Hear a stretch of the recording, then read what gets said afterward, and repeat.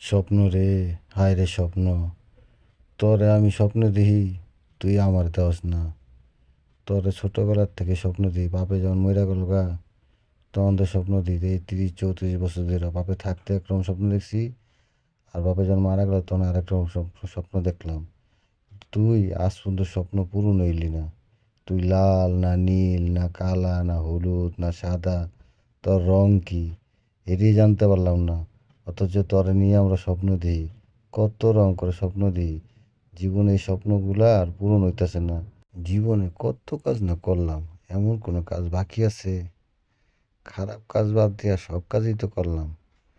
ব্যবসা করলাম, চাকরি করলাম, দোকানে চাকরি করলাম, অনেক কাজই করছি, কিন্তু আগেই বাড়তে পারি না।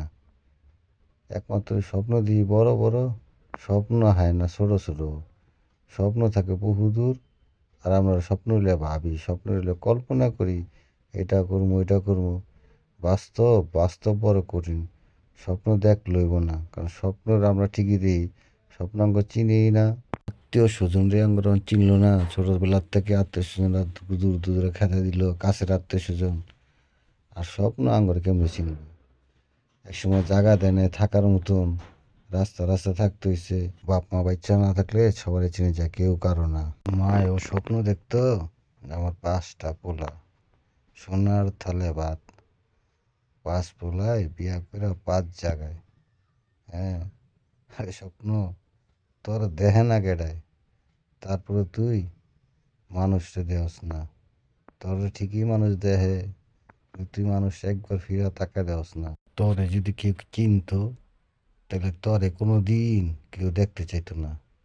তোর নিয়ে কেউ স্বপ্নও দেখতো না, ভাবতোই না। কষ্ট যখন ছোটতে কইরি এসি, নাহলে কষ্ট করতেই থাকি, কিচ্ছু করার নাই। কারণ ভাগ্য কেউ লয়ে হয় না, ভাগ্য বানাইতে হয়। পরিশ্রম কইরা কইরা ভাগ্য তৈরি করতে হয়। কারণ সফল হইতে গেলে কষ্ট করতে হয়, এই কষ্ট করতেছি। 30-34 বছর ধরে কষ্ট করতেই আছি। যদি কষ্ট করে কিছু পাইলে পেলাম, না পাইলে নাই।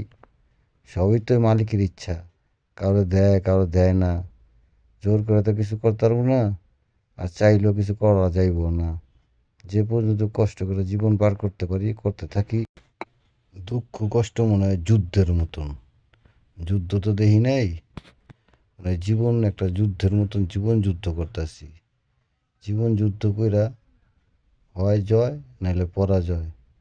কারণ জীবনে চলতে গেলে এই যুদ্ধের মাঝে বাইচা থাকতে হয়। যুদ্ধ করতে পারিনি দেখি কিসে, অহন যে করতাছি এইটাও কিন্তু যুদ্ধতে কম না। কারণ পরিবর্তন আইতেই চাই না। পরিবর্তন কেমনে আইব? মামা খালু থাকলে, টাকার জোর থাকলে, তাহলে হয়তো বা জীবনে কিছু করতে পারতাম।